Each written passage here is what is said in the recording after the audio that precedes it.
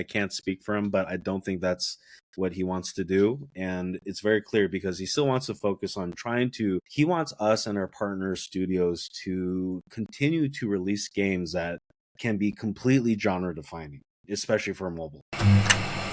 It's 4 a.m. and we're rolling the dice. Matei drops knowledge made of gold and ice. Felix with ads making those coins rise. Jack up designs, worlds chasing the sky. We're the 2.5 gamers, the midnight crew. Talking UA adverts and game design too. Matei, Felix, Shaka bringing the insight. We're rocking those vibes till the early daylight. Matei, UA, master eyes on the prize. Tracking data through the cyberspace skies. Felix stacks dollars like a wizard in disguise. Jacob's crafting realms lift us to the highs. 2.5 gamers talking smack. Slow hockey stick, got your back.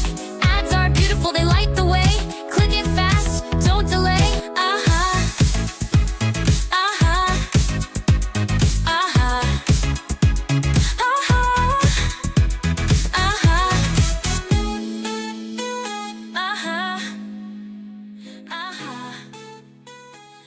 Hello.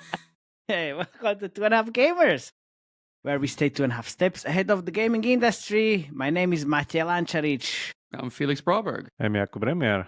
My name is David Pan.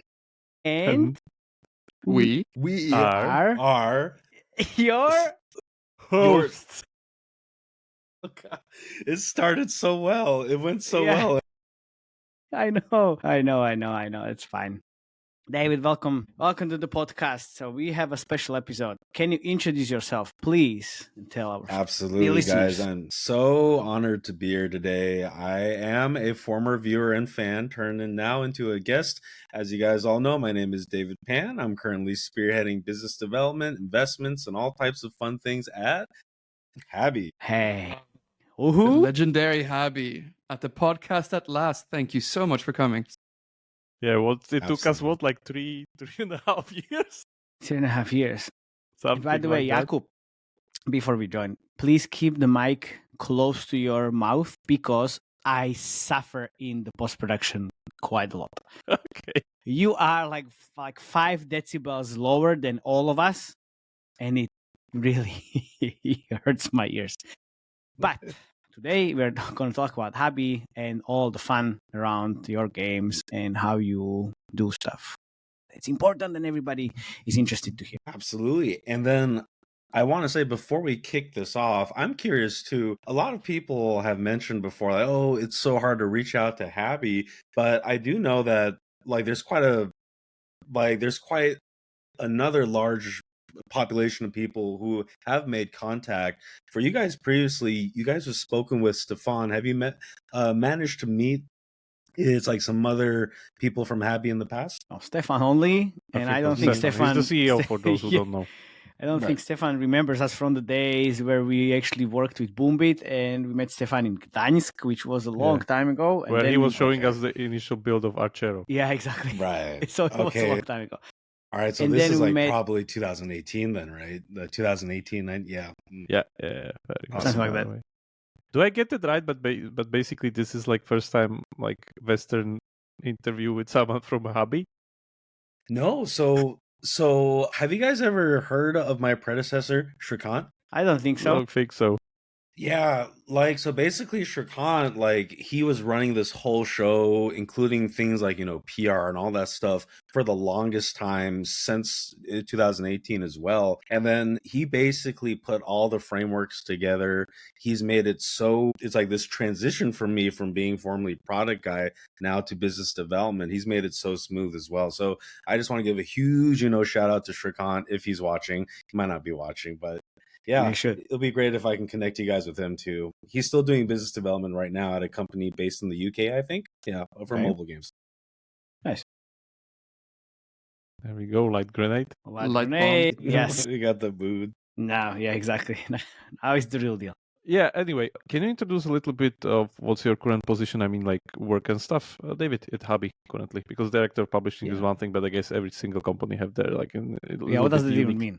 It basically means I just get to talk and they pay me. In all seriousness, so for Habby, when Shrikant he decided that he wanted to move on to his new opportunity, the company basically was in had a bit of what's the word, kind of like a void for a long time, because like for Habby, unlike, like, not to throw shade or anything, but I think a lot of companies, when they hire for business development, it's more on the business side. They're looking for someone with true experiences on how to lead contract negotiations for things from mergers, just investments as well. But then for Habby, they were really looking for someone who could evaluate a product, like mainly from a publishing perspective as well. So that's how it kind of worked out for me. But like to get to the crux of the question is, the business development director for Habby is expected to, of course, find leads, of course, to lead all the talks with potential studios that we might want to partner with, investments, et cetera, et cetera. But most importantly is we're expected to lead our teams into trying to find a product that is truly going to be the next, hopefully, Archero, Survivor, Capybara Go, et cetera, Souls, all of them. Yeah. That's pretty good. Regarding the company itself, It's pretty good. I'm still like, lots of people are, I think, finding Habby a little bit under the shroud of mystery of like who they are, what they do. So if you can elaborate a little bit on that, as the company itself. Yeah, so it's like you guys know too. You guys have met our fearless leader, Stefan. He founded the company in 2018 inside Singapore. And like the company started off, right? Like there was a bit of like, what is Habby? What are we going to do? Are we going to develop? Are we going to publish? Et cetera, et cetera. And of course, we're primarily a mobile games publisher. Like that all said, we do have some pretty big goals to see if we can do our own games as well, and we're quite involved in the publishing process too. By that I mean we're quite involved with our development partners inside tweaking the games. But I think the best way to think about it is we are a mobile games publisher, so all things from user acquisition to all the other publishing related services, that's something we do, and we're quite good at it as well. We can see we can see that since Archero 1, Survivor, and even Archero 2 and Capybara Go and all the others. So it's pretty Yeah, those titles aren't bad. good. Yeah. I mean, we did cover all of them. Basically. Yeah, I think instead of the Archero 1, but all the others. Well, I got one for you guys. Have you guys played Punball? Have you guys played Penguin Yes. Isle? Yes. Flaming Core? Oh, Kindred War, yeah. Kindred Have you all played of them. Flaming Core? All of them. All of them. Of course. I was doing some research on it, so I played all of them. Nice. Very Because, nice. Very nice. Yeah, you don't see the template if you don't play all of them. Ooh. The infamous the- Habby True, template. true. Yeah, the famous Habby template. Hey, no, my Regard- yeah. Yeah, go ahead. Sorry. Oh no, it's fine. Go for it. Well, regarding the let's say Western expansion, there's been recently an investment in Turkey by Habby. Can you talk a little about that, because that's, I think, was opening a lot of eyes here in the West. Yeah, that's something that was really cool because that happened a little bit right after I joined. And then, so like basically the company, as we all know, they're called Mavis Games, and they're led by a great husband and wife team. And the CEO's his name is Sagan, and he is probably one of the most intelligent and nicest guys you can get the chance to speak with. He's not only been in the gaming industry before this, he's been in all types of things related to technologies and et cetera, industries. So when he decided he wanted to start games, like that was back when it was literally just him and his wife. And then they made the connection with Stefan, and then it just all happened so quickly. Slidey Block Puzzle was Habby's first ever game. So it's so funny when you think about how we've made our name now publishing these roguelike games, when the first game we did was kind of like a you guys have played Slidey Block before, right? It's kind of like that one specific kind of like the subgenre of, puzzle games where you move the block along and whatnot. And like that was a hit. It was a hit. It was quite profitable. And from there, though, the relationship we had with them was, hey, we want to give them some space and some time to continue to explore, to see what they want to do. And not so long ago, we had a discussion with them, and they really want to get back to it. And not only get back to game development, they also want to put their foot down and see how big can they do this all by themselves. So that's where the $2 million investment came from. And it's something that was a long time coming, I'd say, as well. We're just really excited to see this next game that they got. the specific name, I'm sorry, because it's a prototype name, it's escaping me, but it was kind of like the something color, and it's still going to be like the casual puzzle thing. Yeah, and I'm not doing a great job. I can't remember the name. No, don't worry. But, Like it's still quite early. We discussed this with was in saying, Istanbul, right? Yeah. because he came to attend our event in Mhm. Istanbul last week, and he is really a really nice guy. And he also said like him and Stefan goes way back when Habby published their like first game, which was a long time ago when they still kept close. And now it's like when the opportunity was there, it's like, look, let's do this. Exactly. Here's the investment. I like to take this moment to basically put our company on kind of like a pedestal too, as like kind of gross that might be. A lot of people in my talks with like these studio heads who are like, hey, we're thinking about working with Habby, they always ask like, oh, like when we do the business side of things, there's not that much that makes us seem so different from ABCD publisher. I don't want to name specifically, but Yeah. like the one thing I go back to is the fact that Stefan, our leader, our boss, he is so keen on long-term relationships. And then I always bring up that story, right? It's like, hey, they were our first ever, game development partner, and they made a game that now is technically not in our, what's the word? Not in our, it's not Genre? technically our forte. Yeah, genre. Yeah. It's not our strength, but hey, we're still willing to continue this relationship, like because of all the sentimental value that's been there, whatever. But yeah, that's definitely it. And I'm actually curious too, when you were speaking with kind of like the Sagan, it's like, did he bring his whole team along, or was it just him? Only he was there, because when you're attending the events, you can't work, and someone needs to work on the side as well. Someone needs to be there. Dividing. And he's so nice too. It's like what you mentioned. Like, I'm going there for like the Moba Dictum. My plane lands at 4 a.m. or 5 a.m. or something. And then he basically volunteered. He's like, I'll pick you up at the airport. I was just like, no, Sagan, it's okay. Call a taxi. And then he's like, no, I will pick you up at 4 or 5 a.m. at the airport. So he's a super nice guy, super humble. That's how it should be. The relationships are very important. Absolutely. It is a people business after all. As much as especially console players will be like, oh, mobile game developers, publishers, marketers are evil. It's like, we're people too, man. Regarding the current mobile games, like I would call them like pretty much like the second generation now. After the first 4 or 5 we talk about, like Archero, Kinjaran, Survivor IO, and Pambol. So we have now Capybara Go, Archero 2, Whittle Defender, released recently. A lot of these games, I mean like all of them, when we look at them a little bit closer and in our reviews, we see them skewing much more towards microtransactions than ad revenue than was done before in Habby's, like let's say, design style. Any comment on that, or as like just confirming the move from hybrid casual to like heavy IAP games? I think from the start, and that's something that internally, I think I brought this up before in our previous talks, where it's just like internally we actually don't like that term, hybrid casual. It's not saying even that though we don't like you're that. being credited with the invention of it. I actually was speaking to someone. Geez, it's totally escaping me. But I was talking to someone not so long ago. I think it was at Gamescom, and then like they were telling me how they invented that term. And then I have talked with some people, and then they're just like, "No, it's because of you guys. When you guys made Archero, you guys." But the point is, internally, we do see ourselves still as midcore through and through, and albeit midcore with a very easy ramp into onboarding, right? That all said, though, going back to the question, we have, yes, like we do want to move more into the IAP space. IAA has been something where it's like, oh, it's great, it's there and it's working. But with each new game that we develop, or ones that we develop in tandem with our partners and we publish, we always want there to be a specific focus on in-app purchases and long tail retention. Because one thing that we talked about during China Joy too is, as you guys know, user acquisition for us, right? Like we don't have that same manpower and those same tactics, which a lot of our counterparts here might have. So rising UA costs are something that we feel the pain from it, as with a lot of publishers do.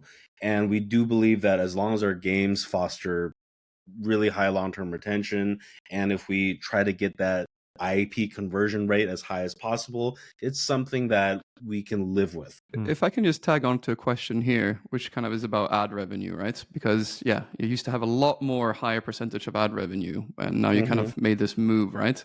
What were kind of the discussions going on backstage to make that move happen, right? Because it's still nice to monetize the user base that's not converting. Right. I think this might make Felix upset, but at Habby, it's like the guys in charge.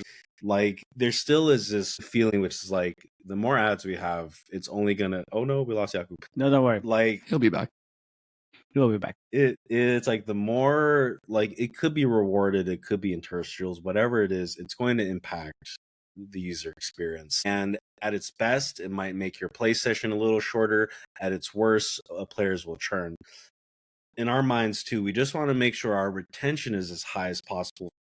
That makes sense, but I guess you have A/B tested all of this just to get this retention as high as possible.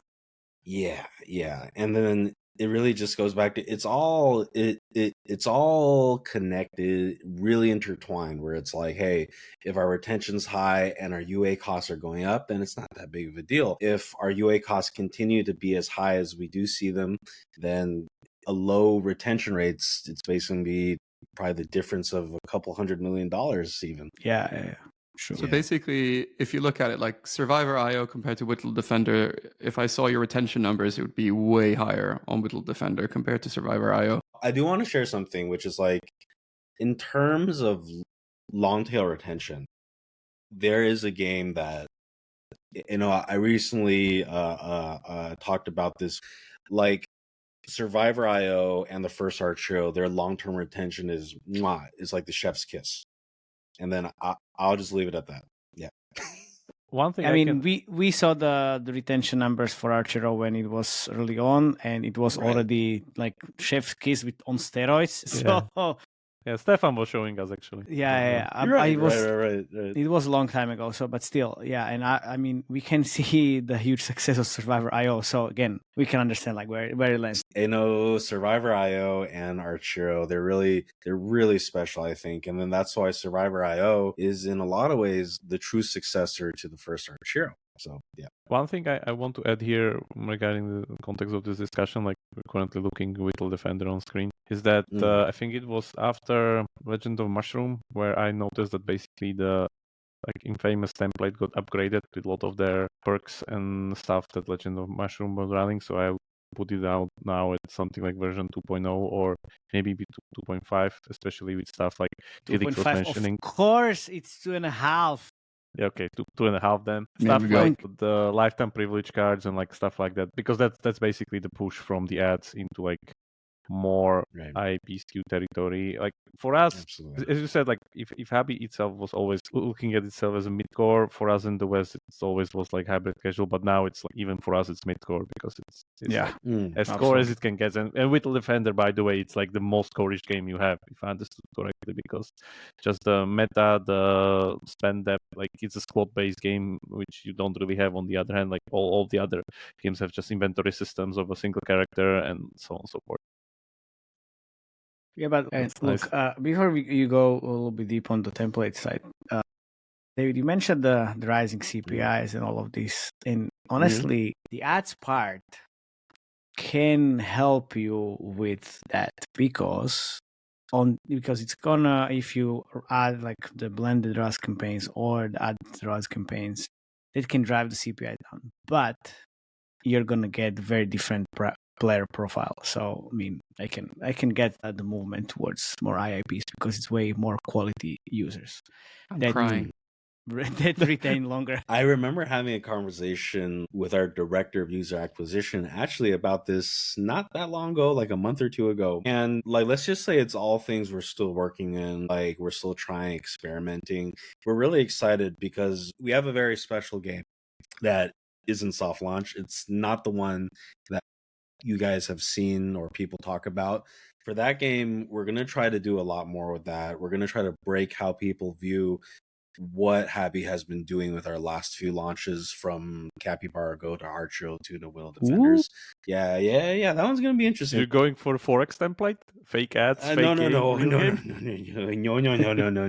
no. That I don't want to basically generalize an entire population of CEOs out there, but there's a joke in China that if you're a mobile games founder CEO in China, you will try to do a Forex SLG at one point in your life.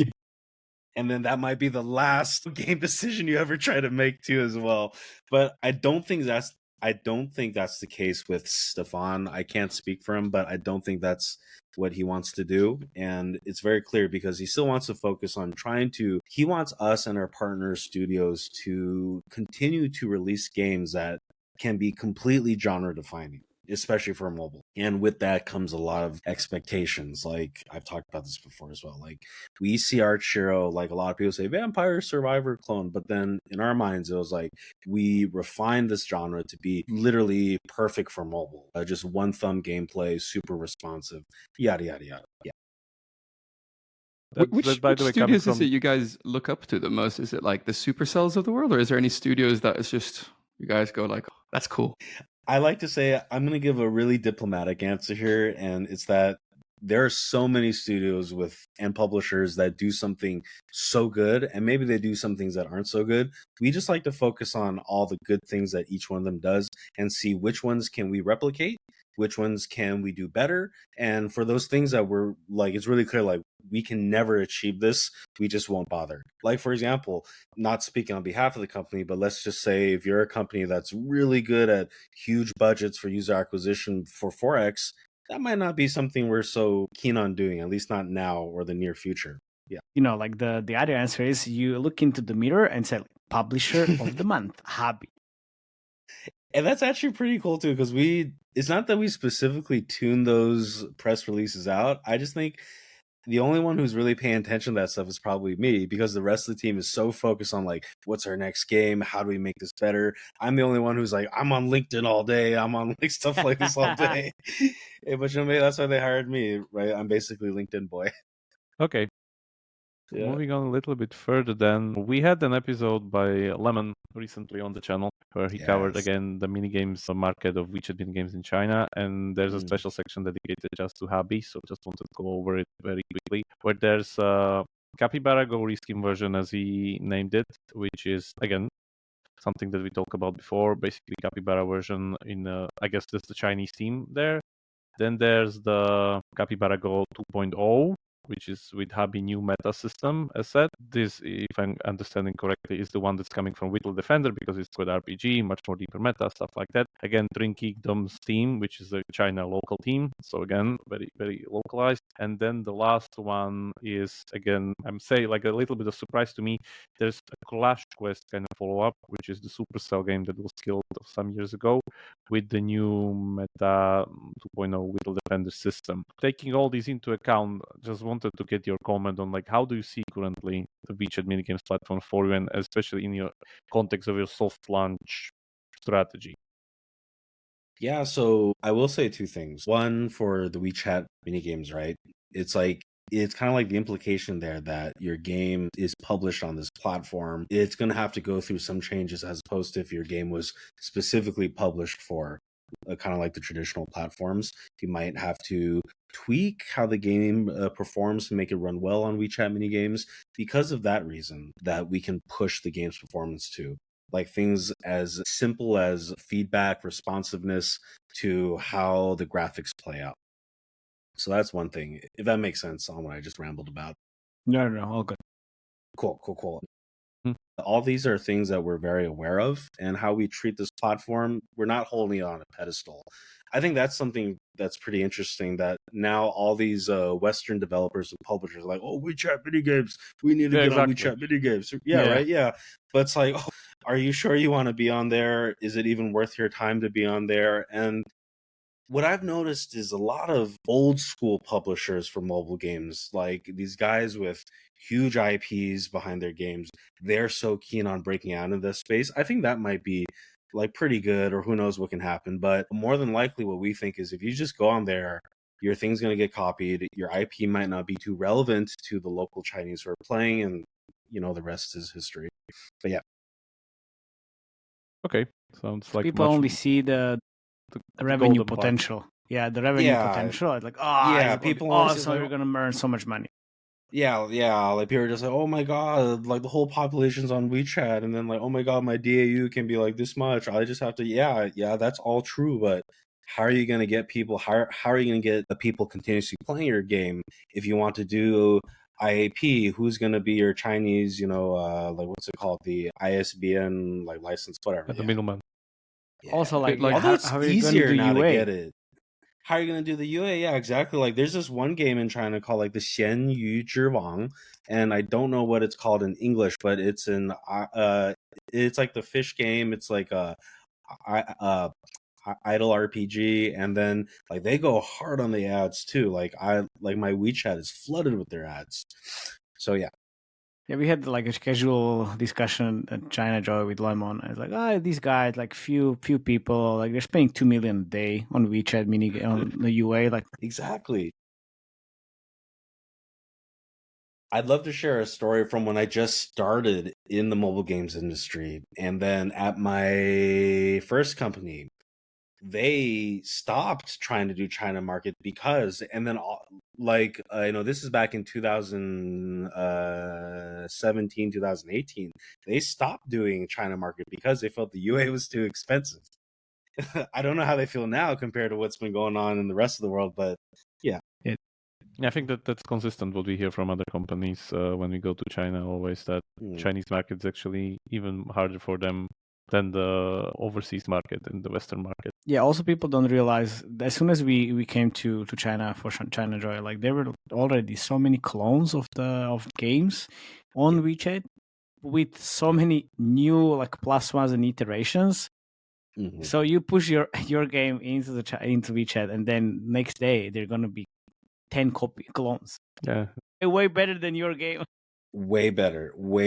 And then like it's like the top 2 will do well, and then like there's like 100 that like did it okay, but they're still commercially failed, or like they're considered commercial failures. When kind of like the Lucky Defense, when that came out, it was literally that's exactly what I'm talking about. Yeah, like 2-3 days later, it's like this one company that copied it on WeChat games and did really well. And then like the scary part that I think we want all our friends in the West to really get is like the scary part is a month to 6 months. Well, beyond this, companies are still trying to copy that in China for WeChat mini games. They're still trying to crack it. And then, yeah, it's just that kind of hyper competition that's just insane.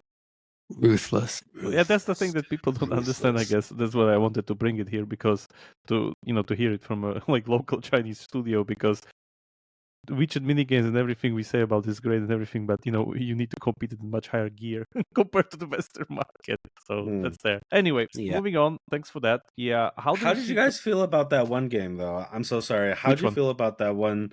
Like the fruit game that you saw, the fruit and vegetables game. Fruit Ninja? The Clash Quest. The one. Clash Quest, excuse me. Yeah, not Fruit Ninja. Yeah.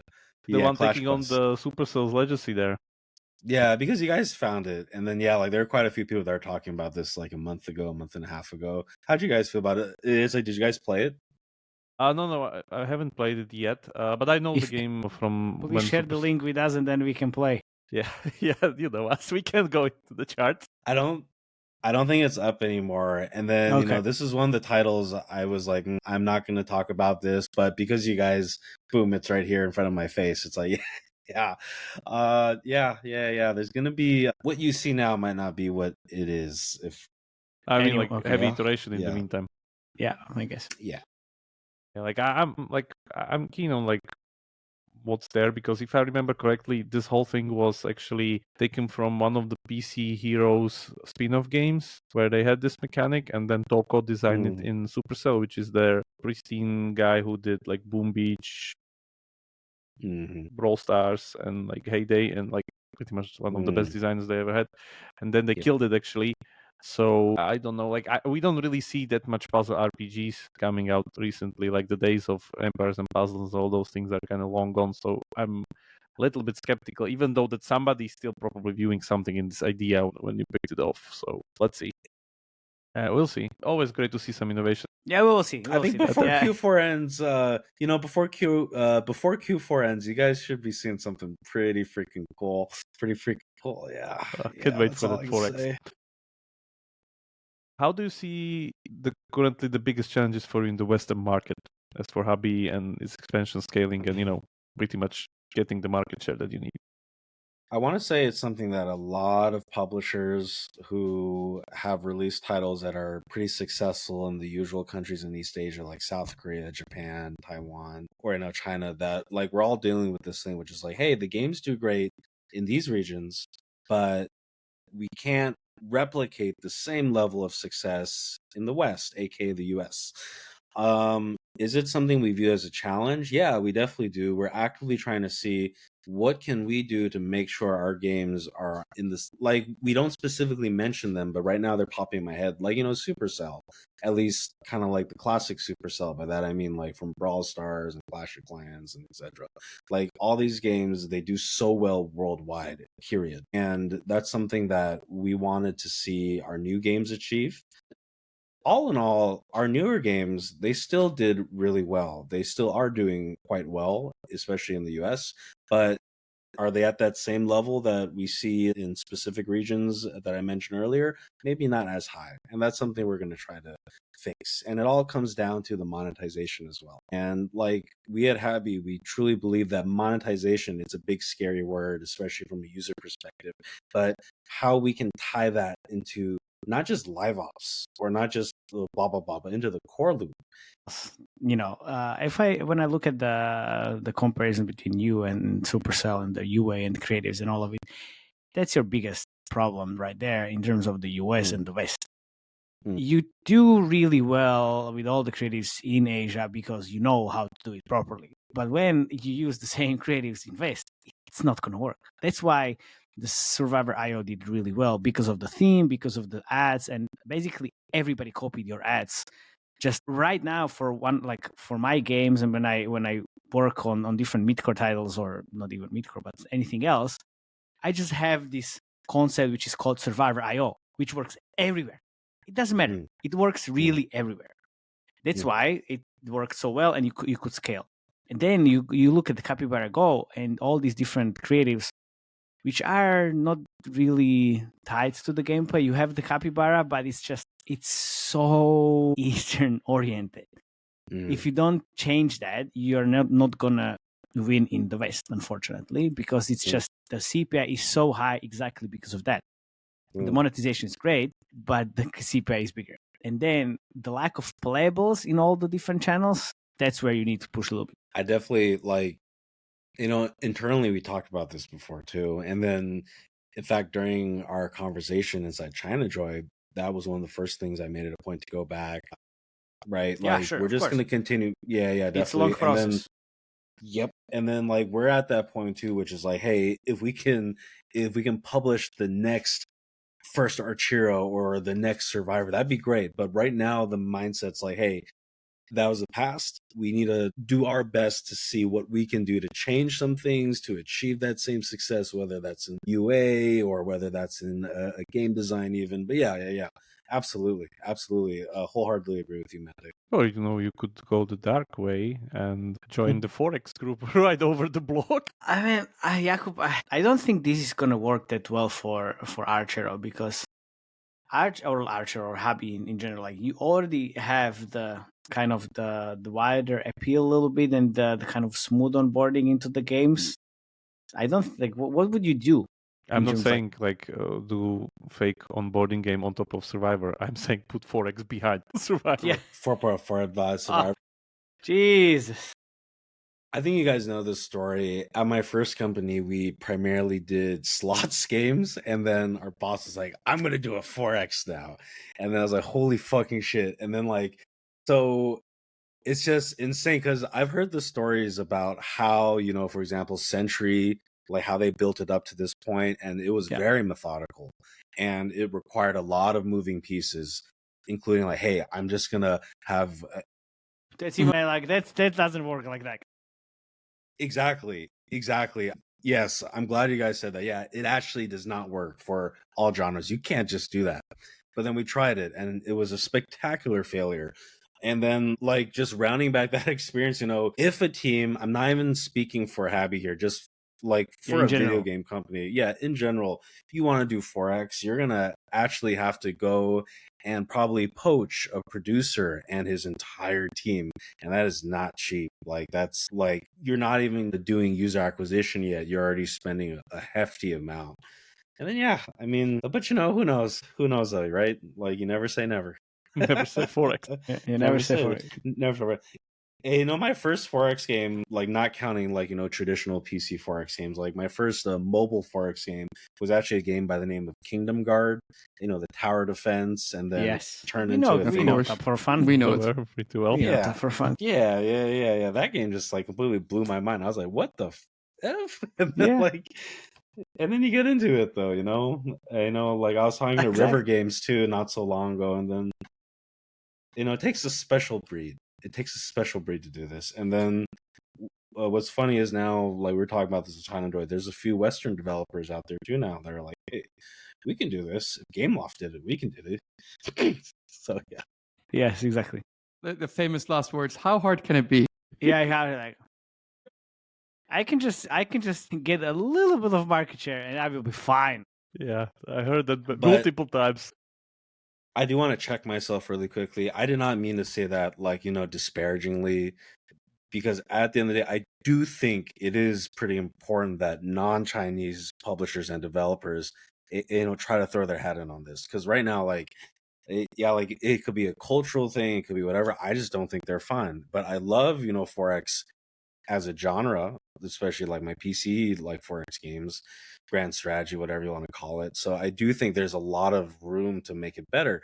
Like, kind of like, even though it's not a non-Chinese company, but when they made like Rise of Kingdoms, right, kind of like from Lilith, it changed everything about this genre. Yeah, back in the days, if you go even further, there was the time of Machine Zone where there was Mobile Strike and Game of War, pretty much Yeah. glued to the top 1 and top 2 in the charts, and that's it. And there was the charts all the time, every day. So that's there. This goes directly into my second questions. How do you see the biggest challenges of Western developers compared to Chinese one in the Western market? If you talk to if you talk to like just a random what's called product manager, monetization manager in China, they'll always tell you the same thing. They'll tell you the Western developers are so creative, they're great with how they want their games to be artistically, blah blah blah, but they just don't know how to monetize. And then right, it's just That's what I wanted to hear.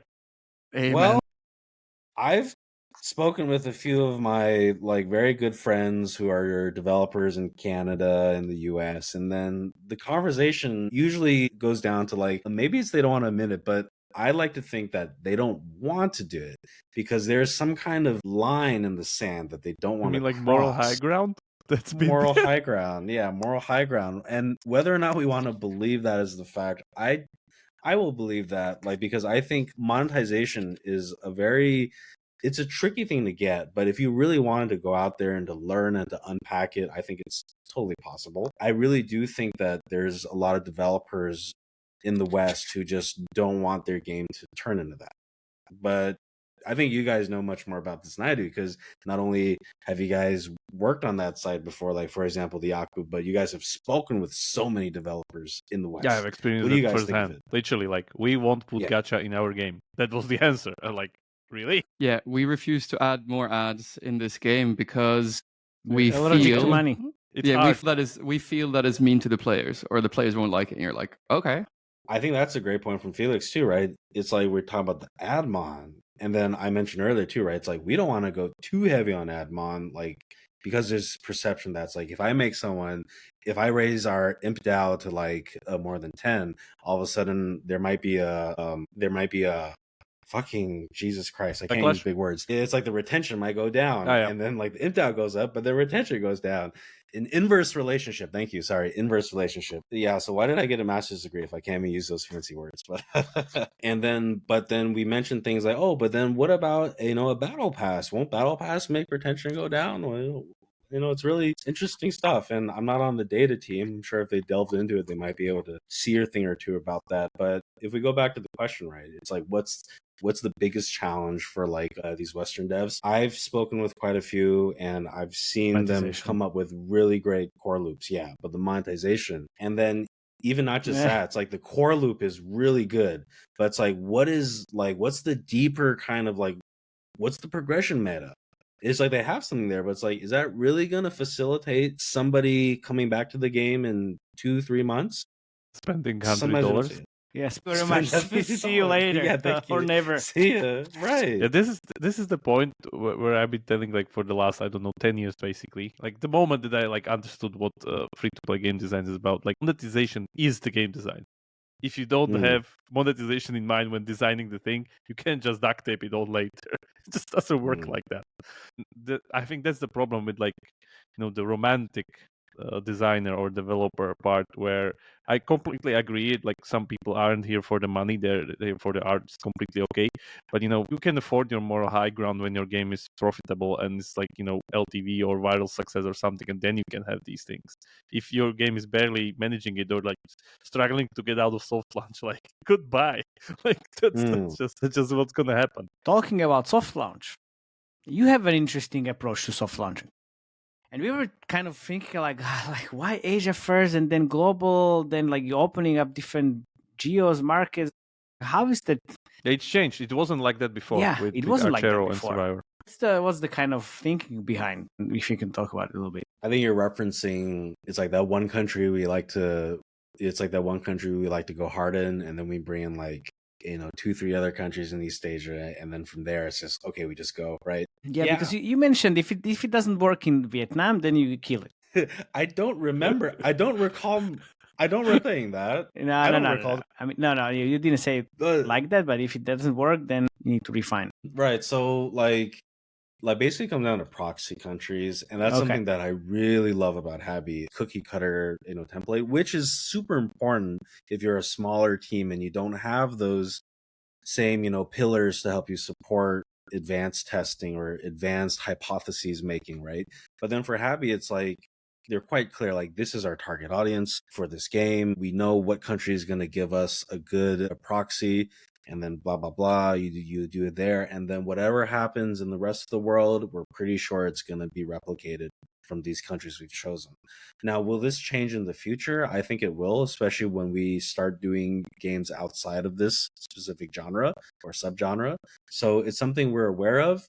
It's like what you guys mentioned. What we're doing now is different from what we did a certain amount of years ago. So yeah, it's just what we see is working for us now.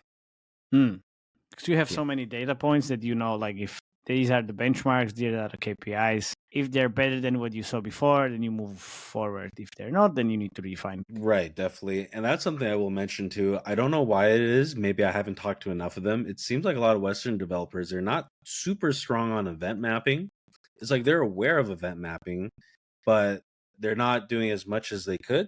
And then I don't know why that is. Like, maybe you guys have some insights there. But yeah, event mapping is like super, super key with all companies here in East Asia, right? Like we got that stuff all up in the data, so we can see exactly what's going on and make all types of hypotheses. Decisions. Yeah. Usually when I work with different companies in soft launch, they ask me like, oh, what are the events that we should track? I was like, wasn't you supposed to have them already? In my old days as a publishing manager, I literally had like the front end guy and the back end guy, the leads, like they'd be so mad at me because each week I'm giving them like a long list of things like, I want to see these events. And then they're just like, do you know how many fucking shit that's going to fucking clog up the fucking thing? I'm just like, please try, right? And then like, sometimes I did ask for too much and it did like screw up the servers to an extent. And then, you at least like, know what more than less. Exactly. Yeah. You can kill. You'd rather have the game if you doing the decisions wrong from that point on, especially in soft launch. Exactly. So, Yep. Yeah, I think this kind of goes back to that thing, which is like maybe in the West, there's this like people are so focused on like the game itself as opposed to everything else, right? Maybe it's not maybe. That's the reality. That's the reality. I mean, there's exceptions, right? But yeah. Yeah. Like, there's definitely huge exceptions. Like, like I wanted to give them a shout out, like Stillfront's, BitLife. Like, that game's just amazing. And then I think they did it their own way, and I don't know how they did it, what was their plan, their methodology, but like from the rewarded ads all the way to your in-app purchase design, right? Like, I was telling you guys. I think I was telling you guys, I at least left a comment on your YouTube video talking about it. Like, I was just like, it's like I'm playing a Paradox game. It's crazy. Yeah, that's the Yeah. life simulator game we have reviewed on the Yeah, channel. Yeah. I love Stillfront. I love you, Johan. The Swedes. Okay, Felix, Mate, any other questions on your plate? I think I'm kind of running. No, I asked pretty much Yeah, all of yes, it. mine too.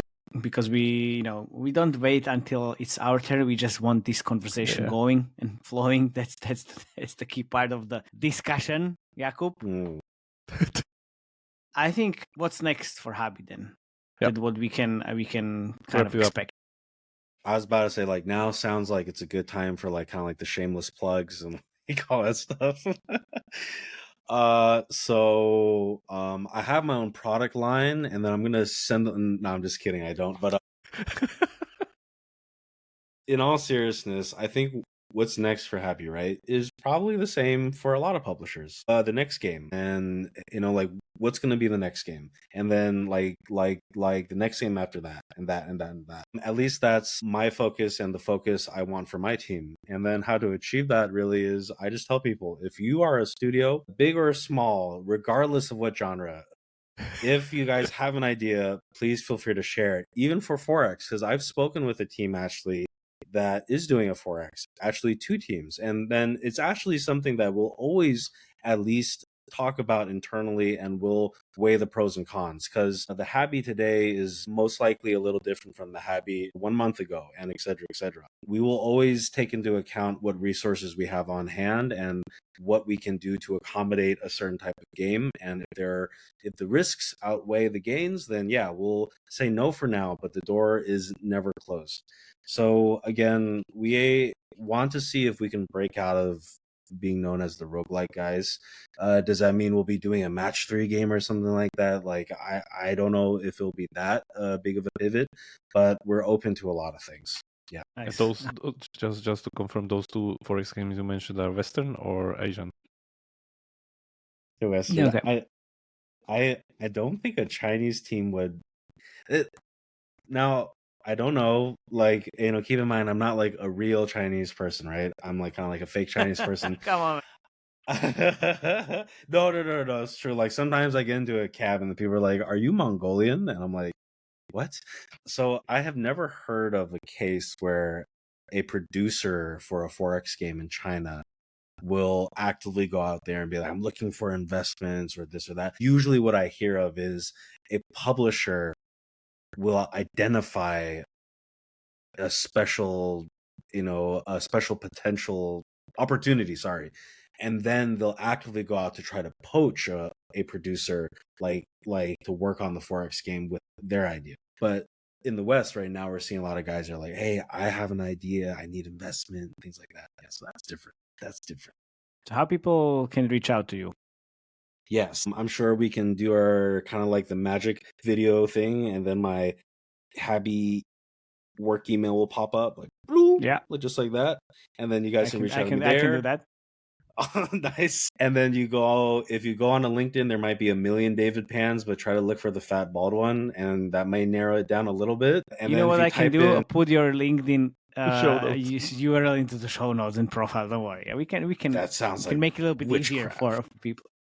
That sounds like witchcraft. Yes. Witchcraft. But yeah, absolutely. And then I'm not as responsive as I was a few months ago because, like, we're in Q4 now, a lot of stuff going on. I wanted to also, I'm saving this for last. October 13th. I want you guys to save the date. I'm also going to reach out to you guys a little bit before that. Like, we got some really big news. Really, really big news. We're super excited about it. Yeah, it's next week. That's good. It's next week. Nice. It's next week. Very nice. Really excited about it. We're gonna, yeah. I'm sure the gaming industry is gonna really love that news.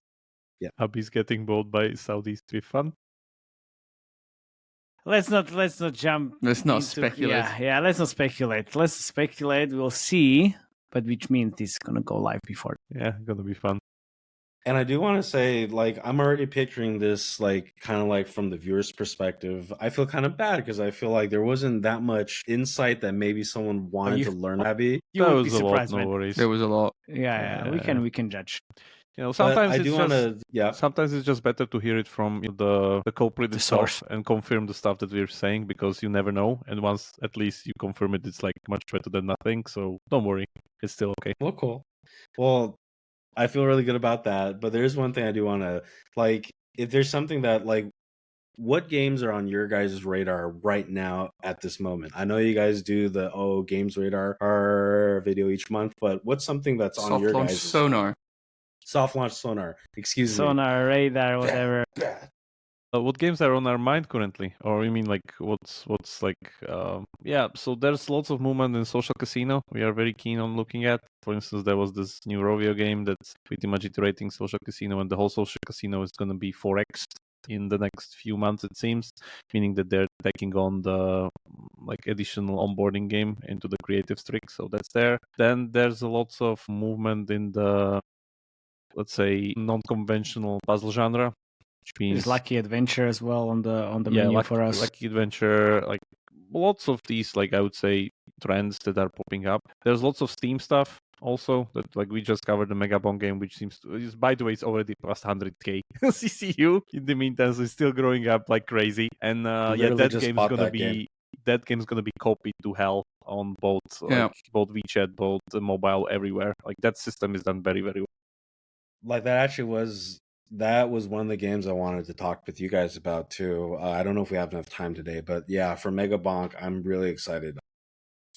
Like, it's so crazy how we find out about this, right? Because all my friends were playing it in my friends list, and then I see it, and then I buy it, and then now in the last week, I see all these websites are talking about it and whatnot. Yeah, but it just Because it's huge. I don't. Yeah. It looks. It's a lot of fun. I don't know. Yeah. It's And then- very clever iteration. That's like the thing. Like Mm. those two games that he put together, meaning the Risk of Rain 2 and Survivors kind of loop. Vampire there. Survivor. Yeah. It's done very clever, and you know the numbers speaks themselves. Both on Twitch, Mm. both on Steam, and everywhere. So we'll see. All right. Perfect. Like, that's also something we're pretty big on. Like yes, Steam games. You can just kind of take them, you know, do it yourself. Put it as an onboarding. That's been done before. That's true, absolutely true. But like, again, like, not to sound too much of kind of like a shill or anything, but like we do believe in trying to be ethical in how we do things too at Habby. Like, I think that's what makes us, again, pretty special, even though like we want people to know we're still kind of like a boutique publisher. And then, like, because Stefan comes from a producer background, he knows the pain of having his game, you know, copied. And I don't know if we talked about that specific game. Like, it really hurt him really bad, like, when that happened to him. And then the game that copied his game now is like, it's on its 8th or 10th, you know, version in the App Store. And then for his game, it's still kind of like a Hallmark game that, like, a lot of people have played and still play. But yeah, so like that's something he always talks about too. He's just like, we're never gonna do something like that where we just blatantly copy. Now, how people feel about Vampire Survivors and Archero Survivor IO, I mean, like, there's a lot of things we can go back and forth about that. But Yeah, it's like a coming off from different games, like Korean Magic Lantern game. Like we covered it, so yeah, it's not really that easy as it seems on the surface.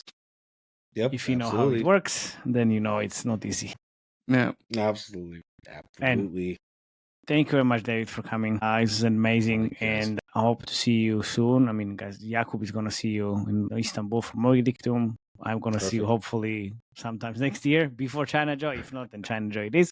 Oh, yeah, absolutely. But again, thanks. Really appreciate it. Say good words to your team, and we say hi. Yeah. Looking forward to the announcement. Yeah. Looking forward. Absolutely, guys. I still remember it was just like 2 years ago when I was just your fanboy on YouTube, and now, like, being able to come here to represent our company and just to, like, you know, just to share words with friends. It's really, it truly is an honor.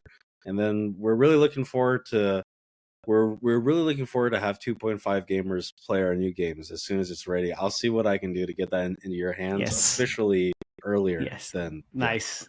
Let's do that. Woo! Let's go. Amazing. That's what we like to hear. Exactly. Absolutely. All right, then. Dear listeners, this is it. Thank you very much for listening. Join the Slack channel. If you have any questions, reach out to David or just comment under the video. And see you next time. Bye-bye. Bye. Ciao.